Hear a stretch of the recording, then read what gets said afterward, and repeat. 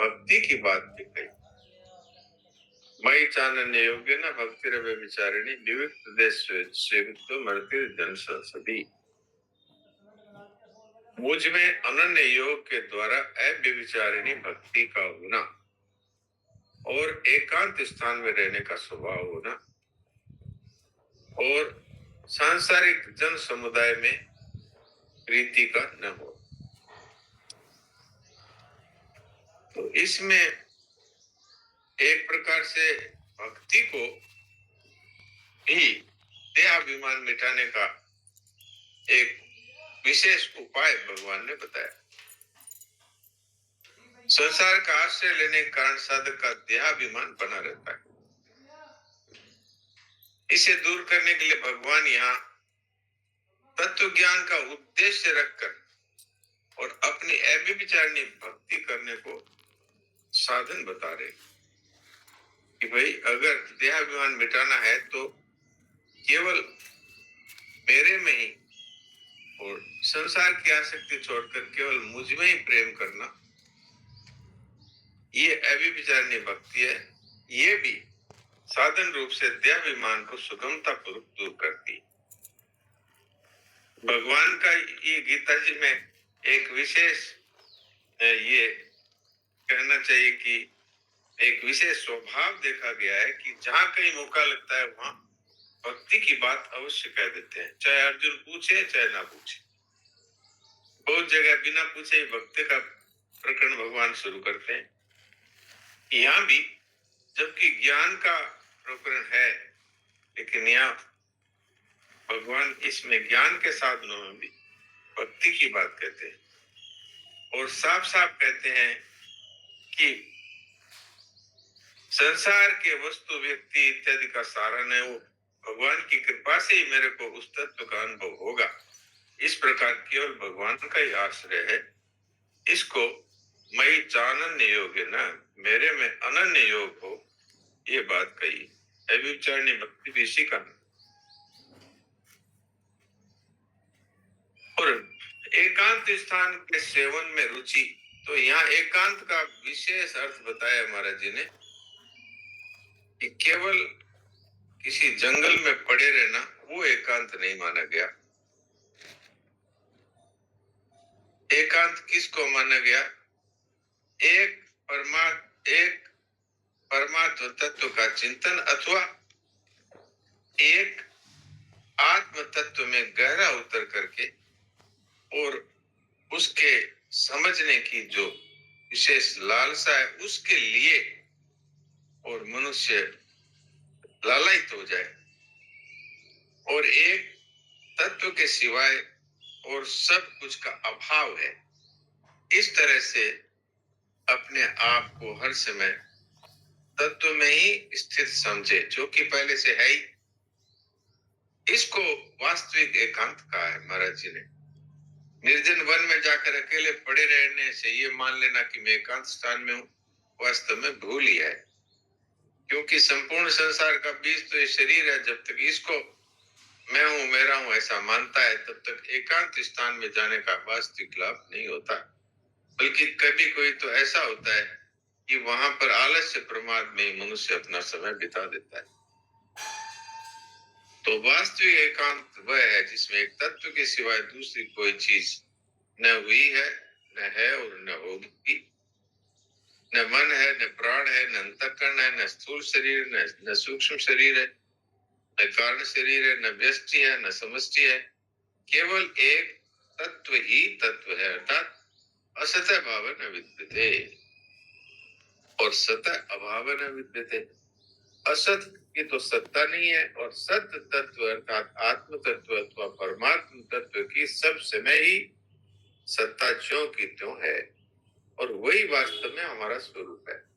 इस तरह अनुभव करना है, यही वास्तव में विवेक देश सेवित्व अर्थात वास्तविक एकांत है। और जो हम लोग साधन करते हैं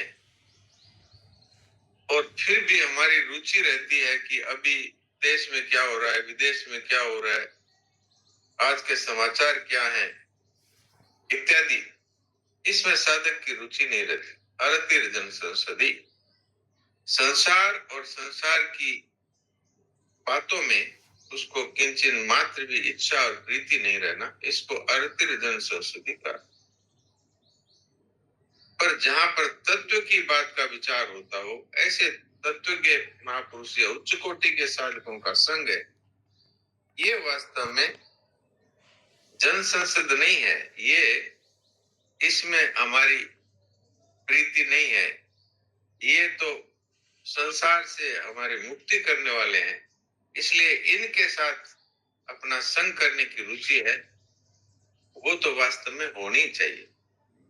इसलिए उसको ये नहीं मानना चाहिए कि देखो ये संसार के लोगों से घुलने मिलने की इच्छा है। वहां पर तो केवल तत्व के महापुरुष उच्च कोटि के साधकों के साथ विचार विमर्श है, और तत्व को जानने की रुचि के साथ पुरुषों के साथ जो आपस में मिलना जुलना है, वो इसमें बाधक नहीं, क्योंकि साधक है। अंतिम श्लोक है जो 20 साधनों का, वो है अध्यात्म ज्ञान नित्यत्वम तत्व ज्ञानार्थ दर्शनम, 11वां श्लोक। एतज ज्ञानमिति प्रोक्तम मज्ञानम यरुषोन्यता। अध्यात्म ज्ञान में नित्य निरंतर स्थित रहना, तत्व ज्ञान के अर्थ रूप परमात्मा को सब जगह देखना, तत्व ज्ञानार्थ दर्शनम। ये 20 साधन है, इनको ज्ञान कहा गया, और इनके जो विपरीत है वो सब ज्ञान है, ऐसा भगवान कहते हैं। अध्यात्म ज्ञान नित्यत्व का भी यहाँ पर जो पहले अर्थ बताया गया वही अर्थ है कि संपूर्ण शास्त्रों का तात्पर्य मनुष्य को परमात्मा की तरफ लगाने में है। तो परमात्मा तत्व ही सब समय परिपूर्ण है, इसके सिवाय न तो शरीर है न संसार है। दिखाई देता है तो वो असत से ही असत दिखाई दे रहा है। सत तत्व जो का त्यों पहले भी था, अभी भी है और पीछे भी रहेगा। परमात्मा की सत्ता से ये संसार है रूप से दिखता है। वास्तव में संसार की स्वतंत्र सत्ता नहीं है, शरीर की स्वतंत्र सत्ता नहीं है। ये बात, इसको अध्यात्म ज्ञान नित्यत्व कहा है। उपाय इसका यही है, तत्व के महापुरुषों से उनका सत्संग करना और प्रश्नोत्तर करना और आध्यात्मिक ग्रंथों का पठन पाठन, ये इसका उपाय होता है। तत्व ज्ञान का वास्तविक अर्थ है सब जगह आत्म तत्व को कण कण में व्याप्त देखना, अथवा परमात्मा को प्रत्येक वस्तु व्यक्ति घटना परिस्थिति आदि में जो का त्यों परिपूर्ण समझना। एकांत में अथवा व्यवहार काल में सब समय साधक की दृष्टि केवल आत्म तत्व अथवा परमात्मा पर रहे।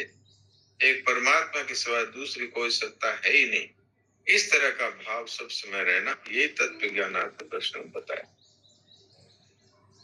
इसके बाद आज ज्ञेय तत्व की बात कही कि इन 20 साधन समुदाय के द्वारा जिस तत्व को जाना जाता है उसको ज्ञेय नाम से अभी 12वां श्लोक शुरू हुआ है।